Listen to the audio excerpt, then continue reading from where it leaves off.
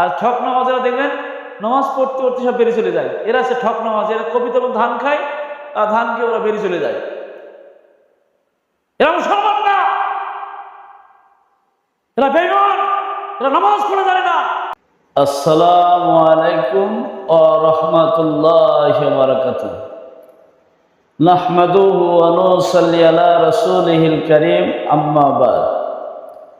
আউযু বিল্লাহি মিনাশ শাইতানির রাজীম। বিসমিল্লাহির রহমানির রহিম। আকিমুস সালাতা ওয়া আতুজ যাকাত। আল আয়াত। as-salatu মিফতাহুল জান্নাত। আল হাদিস। as-salatu মিরাজুল মুমিনিন। আল হাদিস। যে আপনাদের সামনে দুটি হাদিস, ছোট ছোট হাদিস পড়েছি এবং একটা কোরআনের আয়াত পড়েছি। এই আয়াতকে কেন্দ্র করে আমি আমার সংক্ষিপ্ত বক্তব্য শেষ করব। যে আল্লাহ কোরআনে 82 জায়গায় বলেছে আকিমুস সালাত ওয়া আতুজ যাকাত, তোমরা নামাজ পড়ো এবং যাকাত দাও। কোরআন শরীফে 82 জায়গায় খালি নামাজেরই কথা বলা হয়েছে। শুধু নামাজ নামাজ নামাজ এই কথাই বলেছে 82 জায়গায় নামাজের কথা। হাদিসে আছে as-salatu মিফতাহুল জান্নাত, বলছে নামাজ হচ্ছে জান্নাতের চাবি। যার নামাজ নাই জান্নাতে তালা খুলবে, ভাই খুলবে না। আর নামাজ যার আছে জান্নাতের চাবি বলা হয়েছে হাদিসে, সে জান্নাত খুলে যাবে। একটা তালা যদি আমি দেখি, তালা চাবি না থাকলে যেমন তালা খুলতে পারা যায় না, ওইরকম বলা হয়েছে as-salatu মিফতাহুল জান্নাত, যে জান্নাতের চাবি হচ্ছে নামাজ।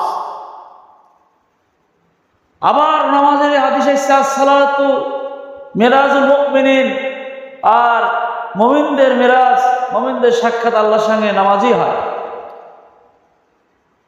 তা আল্লাহ আমাদের এই নামাজের পুরো এত গুরুত্ব, আমরা নামাজকে আমরা ছেড়ে দিচ্ছি। আজকে যে নামাজ ছিল 50 ওয়াক্ত, মেরাজে গিয়ে আল্লাহ রাসূল এই নামাজ নিয়ে এসেছিলেন 50 ওয়াক্ত। সেই 50 ওয়াক্ত নামাজকে কমাতে কমাতে কমাতে আল্লাহ রাসূল বললে আমার উম্মতরা 50 ওয়াক্ত নামাজ পড়তে পারবে না, নামাজ কমিয়ে দেন। আল্লাহ পাক কমাতে কমাতে 5 ওয়াক্ত নামাজ করলেন ফরজ। এবার আল্লাহ পাক বলল, যাও হে নবী, তোমার উম্মতের জন্য 5 ওয়াক্ত নামাজ ফরজ করলাম।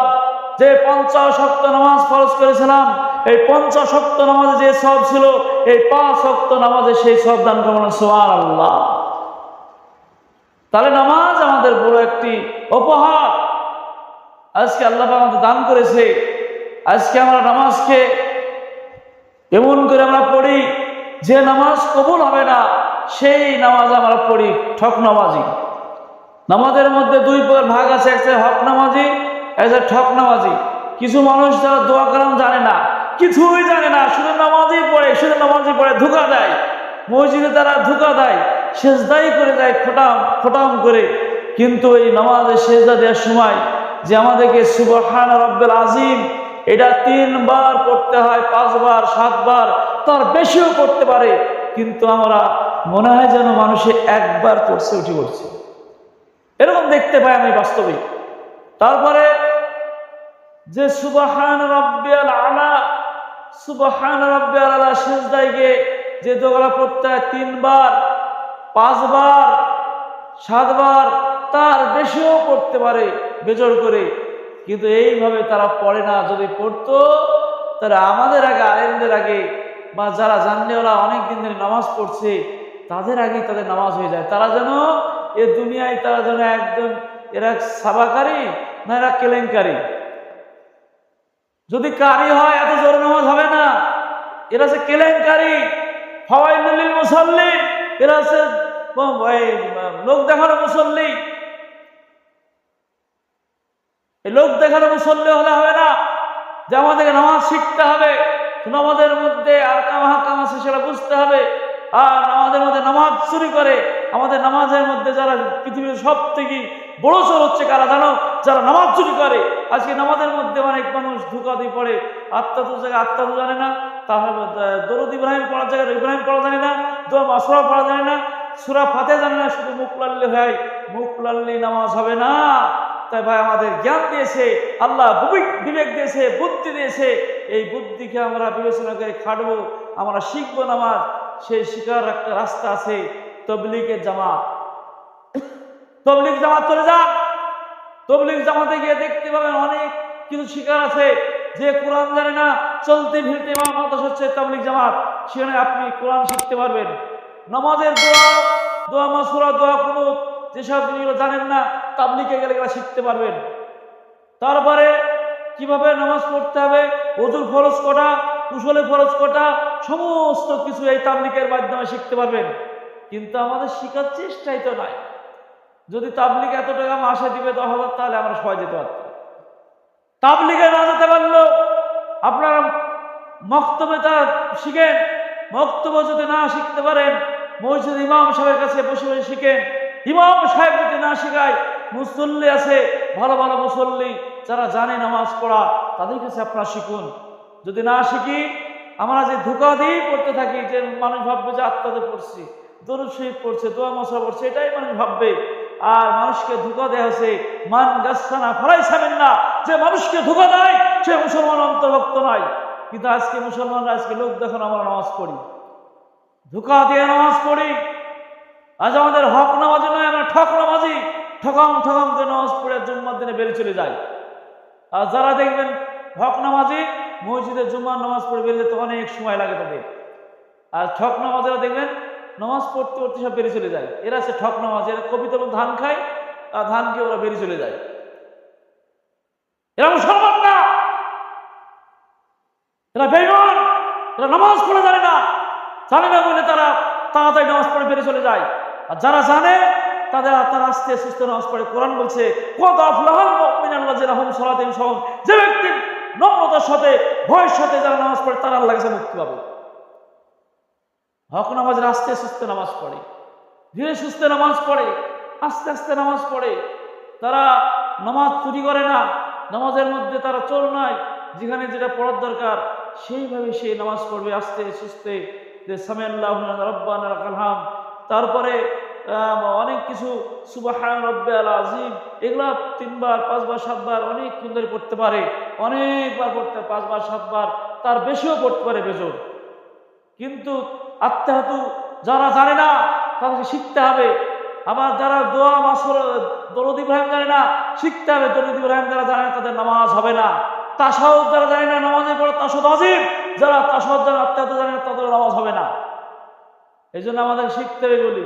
এগুলো যদি না শিখি, আল্লাহ কবরে যখন যাব, তখন কবরে বলবে, তোদেরকে আমি বলিনি যে এলেম শিক্ষা, যে হাদিস শরীফে আল্লাহ রাসূলকে বলেনি তো প্রত্যেকটা নর নারীর জন্য এলেম শিক্ষা ফরজ?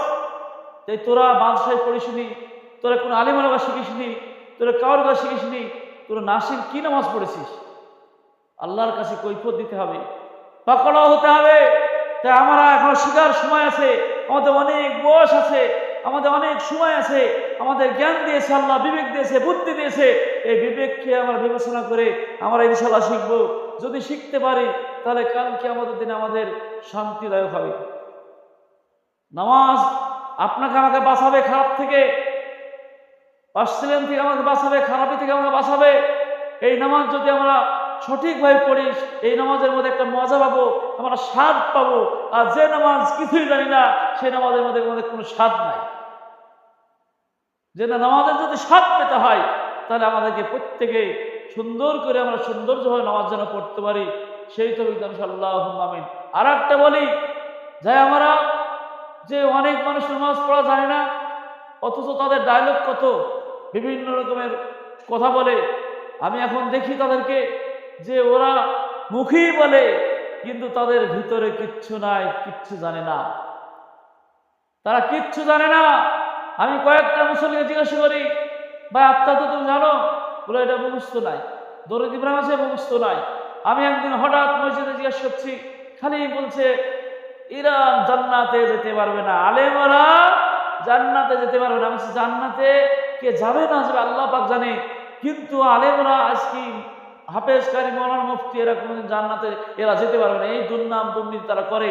তাদেরকে আমি বললাম, শুনেন, তারা যেভাবে নামাজ পড়ে শুদ্ধ করে সহি করি, আপনাদের সাধারণ মানুষের ক্ষমতা নাই এই নামাজ পড়া যে আপনি একটা আমি দোয়া করে শুনিয়ে দিছি আপনি শুনান দেখি। বড় বড় দাড়ি, 80 বছর বয়স হয়ে 70 বছর বয়স হয়ে গেছে, কিন্তু বলছে দোয়া কোনো তো আমি জানি না।